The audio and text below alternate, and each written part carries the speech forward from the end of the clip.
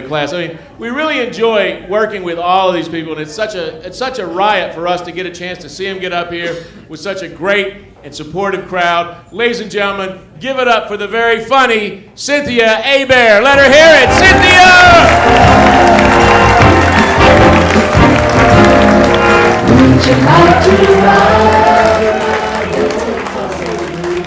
I'll tell you about my sister who was a Pan Am stewardess. Anybody remember Pan Am? Anybody remember stewardesses? Yeah, stewardesses are like flight attendants, but classier. You know, they wore hats and gloves and fucking pumps. Right? And girdles. And for you young women who don't know what a girdle is, it's sort of like Spanx, but crueler. You know, ugly. So my sister was chosen to work a charter flight of Japanese businessmen. This was a really important flight to Pan Am. They wanted to keep their business. They said, give them everything they want, first-class service. I mean, there was china, tablecloths, real silverware. And my sister put a tray down, and this businessman, wanna fuck? She said, you know, they told us to give them anything they wanted, but that's a little bit above and beyond. He said, wanna fuck? She's like, and he got a little adamant about it. He starts pounding on his tray, wanna fuck, wanna fuck, wanna fuck. And she looked down at his tray, and there's a spoon and a knife, no fuck.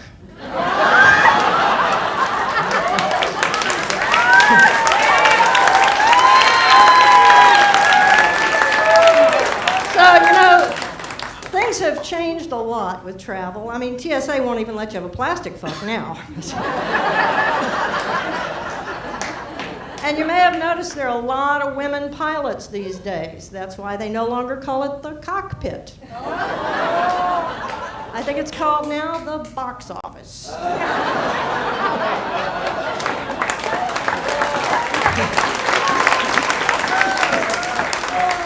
When I went to work for the airline, we went through training, and they taught us be nice to the passengers no matter how big of assholes they are. Just be nice to them. I was at the ticket counter out here at SRQ one day, and a lady came up to me. She got right in my face. She said, you ruined my vacation.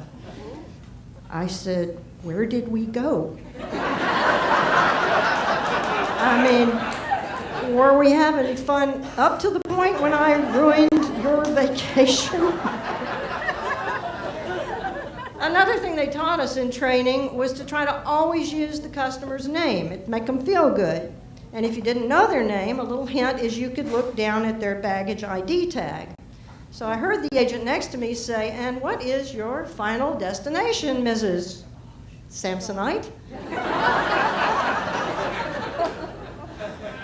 We had a lady come in one time. Her husband had passed away. She was shipping his remains back to, let's say, Ohio. And she wanted to know if he could just get the frequent flyer miles one more time. And so the agent really didn't know the answer to this, but, you know, be nice to the customers. He said, no, ma'am, I'm so sorry. It has to be a round trip.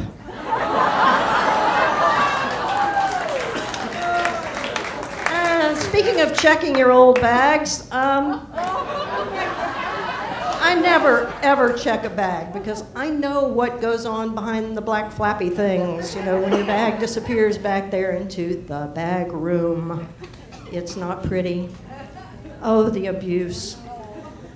I mean, if they see a fragile sticker back there, they think it means punch me, kick me, throw me as hard as you can. It's awful. One of our agents was banned for life from going into Walmart. Every time she got near their luggage department, she just started abusing the bags. It was terrible. Anybody ever lost a bag?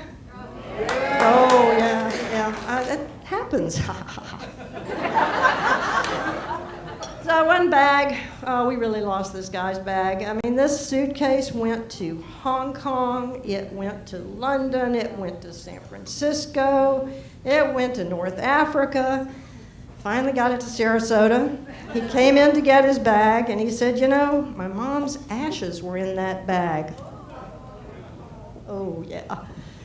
I said, oh, I'm so sorry, Mr. American Tourister. He said, well, you know, Mom always did like to travel, and she'd never been to Timbuktu before. So I like to travel.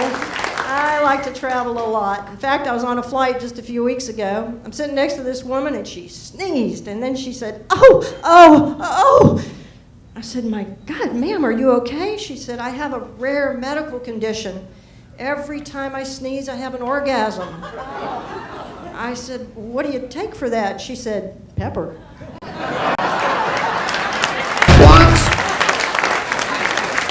Wishing you all happy travels. Thank you very much.